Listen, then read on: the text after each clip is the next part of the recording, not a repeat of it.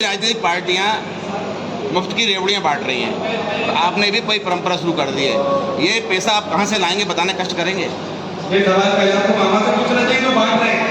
उनका क्या कांग्रेस का प्रदेश संगठन महामंत्री हूँ, मेरा नाम प्रशांत पारासर है। और आज जिस संदर्भ में हम सब यहाँ एकत्रित हुए हैं वह मध्य प्रदेश समृद्धि का जो कि युवा कांग्रेस द्वारा कमलनाथ जी के नेतृत्व में लॉन्च किया गया है, जिसमें मध्य प्रदेश के लिए जो हमारे प्रदेश के आवाम के लिए जो 5 गारंटी कमलनाथ जी ने सुनिश्चित की है, हम उनको जन जन तक पहुंचाने का काम करेंगे। युवा कांग्रेस को यह जिम्मेदारी सौंपी गई है और इस पे आज इसकी लॉन्चिंग के लिए सब एकत्रित गारंटी लेंगे। प्रधानमंत्री ने तो ये भी कहा था कि जितने भी देशों में काला धन है उसको वापस लेकर आएंगे। उसकी क्या बात हुई? जो 2000 का नोट इनने खुद चलाया, आज उसकी खुद गारंटी नहीं दे पा रहे। किस तरह की बातें प्रधानमंत्री कर रहे हैं? उनको जनता के मुद्दों से कोई सरोकार नहीं है, जनता की समस्याओं से उनका कोई वास्ता नहीं है। और वो बातें करते हैं कि कांग्रेस ने मुझे 91 बार गालियां दी, कांग्रेस ने मेरे साथ ये किया। आपको जवाब देना है जनता को, आप जनता के लिए जवाबदेही अपनी स्पष्ट कीजिए, यहाँ वहाँ की बात मत कीजिए। कैसे ये बताइए कि किस तरह आज प्रदेश में रजिस्टर्ड रूप से 45 लाख युवा बेरोजगार है और कैसे अनाधिकृत रूप से 1 करोड़ से ज्यादा युवा बेरोजगार भटक रहा है। तो उसके लिए आपने क्या किया, इस पर जवाब। पिछली सरकार भी आपकी बनी थी कांग्रेस की, तो इस बार क्या गारंटी विधायकों की वो टिके रहेंगे? देखिए, जो लोग भागे आज उनके खुद के हालात आप देखें। बुंदेलखंड में एक कहावत है कि इतने गए लच्चू होते गए लच्चू, ना इतना मिला कच्चू ना होते मिला कच्चू। आज उनकी हालत सबकी है कि दर दर भटक रहे हैं। खुद की ये कोई गारंटी नहीं है कि उन्हें कोई टिकट भी मिलेगा और खुद की ये जवाबदारी भी नहीं है कि वो जीत भी पाएंगे। तो उनके हालातों को देखते हुए आज के हालात में वैसी कोई स्थिति दोबारा नहीं सकती होगा। आज की विधानसभा में कांग्रेस का चेहरा 2023 हमारे जो कांग्रेस का चेहरा है 230 विधानसभाओं का कमलनाथ। यदि आपकी सरकार आती है तो कमलनाथ जी के चेहरे पर वो जिसको टिकट देंगे वो चुनाव लड़ेगा और उसके लिए यहाँ बैठा हर एक व्यक्ति का। विधानसभा में किसी युवा को चुना जाएगा या फिर इस बार फिर पैराशूट कैंडिडेट की एंट्री होगी? कमलनाथ जी के स्पष्ट निर्देश हैं कि स्थानीय प्रत्याशी को तरजीह दी जाएगी, शर्त है कि वो सर्वे में नाम है। कमलनाथ जी का चेहरा अगर लोग पसंद करते तो उपचुनाव में भी आपकी डबल से सरकार आती, तो इस बार कमलनाथ जी को क्यों पसंद करेंगे? देखिए, एक हाईजैकिंग हुई और हाईजैकिंग के बाद जो दंगल का प्रयोग किया गया वो शायद किसी से नहीं छुपा, क्योंकि जगह जगह पर मशीनें भी पकड़ी गई। पूरे विधानसभा के अंदर कुछ फर्जी मशीनें भी पकड़ी गई थी बाद में, और कितनी बड़ी तादाद में नोटों की देखा गया उस पर पकड़े गए, उस किसी से भी छुपा नहीं है। सर, कांग्रेस की तरफ से पिछले विधानसभा चुनाव में एक प्रत्याशी उतारा गया। कांग्रेस के ही लोगों में कहीं ना कहीं ये चर्चा थी कि कमजोर प्रत्याशी उतारा गया, जबकि आपके पास रायसेन शहर में भी कई प्रत्याशी हैं जो धरातल पर काम भी करते हैं। तो क्या रायसेन का प्रत्याशी होगा? निश्चित सी बात है कि साहब का क्लियर कहना है कमलनाथ जी का कि सर्वे के आधार से स्थानीय प्रत्याशी को ही हम इस बार तरजीह देंगे। आपकी 1 दिवसीय आज बूथ कार्यशाला का आयोजन किया गया, जिसमें कार्यकर्ताओं को समझाइश दी जा रही है कि कैसे एप्लीकेशन को रन करना है, कैसे सदस्यों को जोड़ना है और जो कांग्रेस की जो भावी योजनाएं हैं लोगों के हित में, उसको कैसे जन जन तक पहुंचाना है। क्या लगता है कि आप काफ़ी लेट नहीं हो गए और ये जो आपकी स्कीम है बीजेपी को कॉपी की हुई है? क्योंकि बीजेपी का भी इससे पहले घर घर जाना, लाडली बहना, बूथ कार्यकर्ता जोड़ो जैसे अभियान है, और कांग्रेस इतना लेट चल रही है, तो कहीं ना कहीं इसका नुकसान नहीं होगा क्या? बताइए आप। ये जो योजना है जो आज आप देख रहे हैं, पहली बात ये बूथ जोड़ो यूथ जोड़ो के नाम से सितंबर 13 को मध्य प्रदेश में लॉन्च की गई। उसका जो पूर्णकालिक प्रशिक्षण था वो मेरे द्वारा दिया गया था। पिछले 9 महीने से हम उस पर काम कर रहे थे। जिन कार्यकर्ताओं को हमने बूथ पर ऑलरेडी 40,000 से ज्यादा कार्यकर्ताओं को जोड़ चुके हैं, हमने उनके हाथ से इस कार्यक्रम को और आगे बढ़ाने का प्रयास किया है। रही बात कार्यक्रम को कॉपी करने की, तो आपको शायद अगर जानकारी हो तो हिमाचल में भी ऐसे ही सारे कार्यक्रम हमने किए, कर्नाटक में भी किए और मध्य प्रदेश में भी कर रहे हैं, छत्तीसगढ़ में भी, राजस्थान में भी। तो क्या कहेंगे कि बीजेपी हमें कॉपी कर रही है, हम उनको कॉपी कर रहे हैं? आपने कहा कि 2013 से ये मतलब प्रोग्राम आपने लॉन्च किया है, पर इसके क्रियान्वयन में इतना समय और खासकर मध्य प्रदेश में जब इलेक्शन का टाइम आ रहा उसी टाइम पे आपको नहीं लगता कि 5 साल से अगर मेहनत कर रहे होते तो शायद इतनी जद्दोजहद की ज़रूरत नहीं पड़ती? मैंने कहा सितंबर पिछले साल का 13 सितंबर, सॉरी हाँ, पिछले साल का 2013 सितंबर को हमने इस कार्यक्रम को बूथ जोड़ो को लॉन्च किया तो 9 महीने पहले से चल रहा है।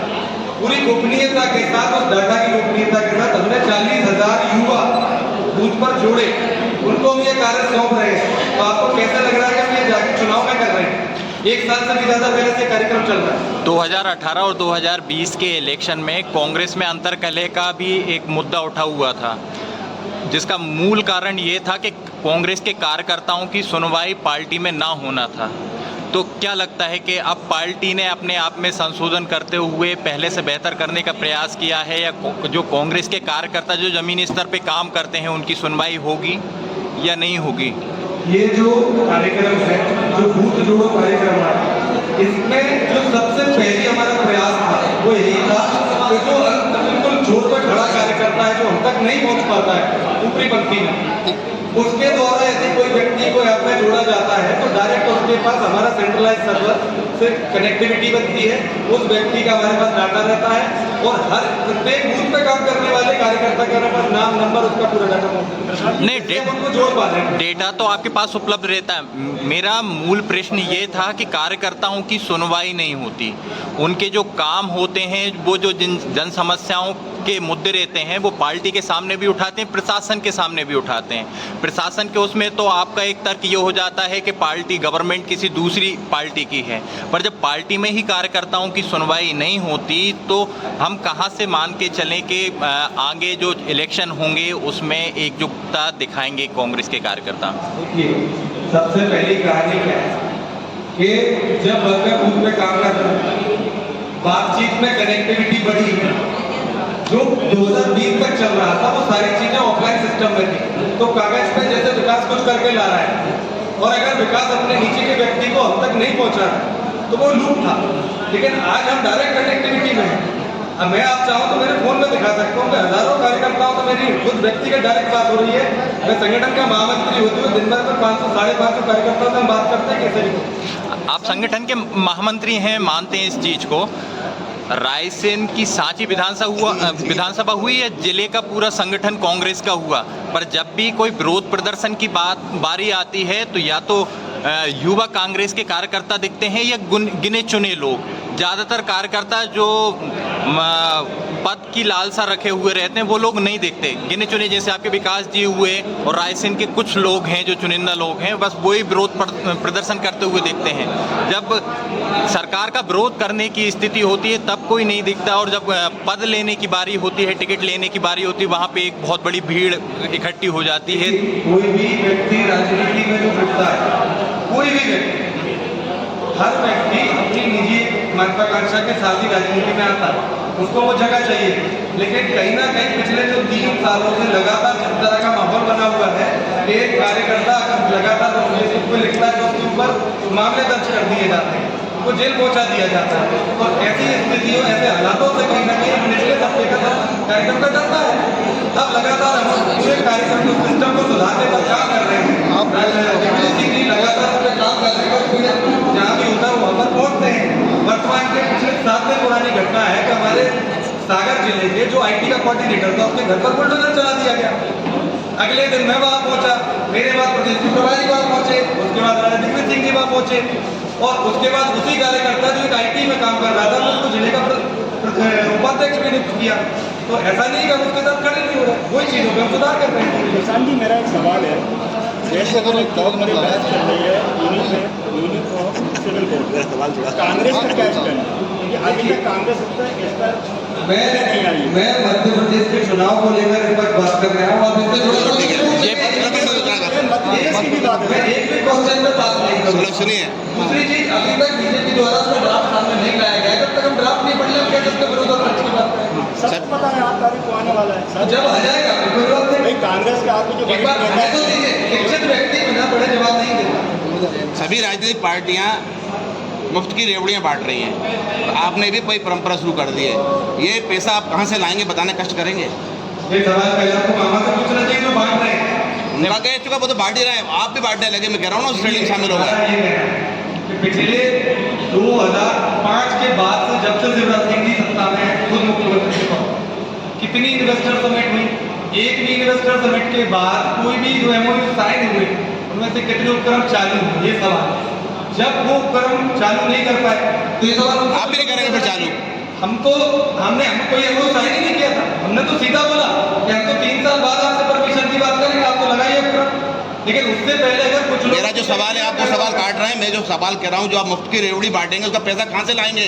हमने आपको यही बताने की कोशिश की, जब उपक्रम आएंगे, अगर प्रदेश प्रगति करेगा तो स्वाभाविक सी बात है प्रदेश की जीडीपी ऊपर जाएगी। तो केंद्र में बीजेपी की सरकार है, आप कैसे कर पाएंगे? एक प्रदेश की जीडीपी स्वयं की होती है जी। उसके लिए केंद्र सरकार कहीं से भी तो आपको नहीं लगता कि लोग पंगु बने जा रहे हैं, आप ये मुफ्त की रेवड़ियाँ बांटेंगे तो? अब आप अगर ये बात हमसे कर रहे हैं, हमने तो अभी ये कहा कि हम इसको करने जाएंगे।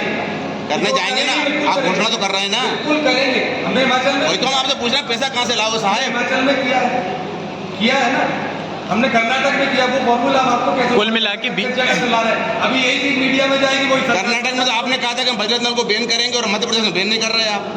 तो जगह जगह क्षेत्रीय समीकरणों के आधार पर चीजें।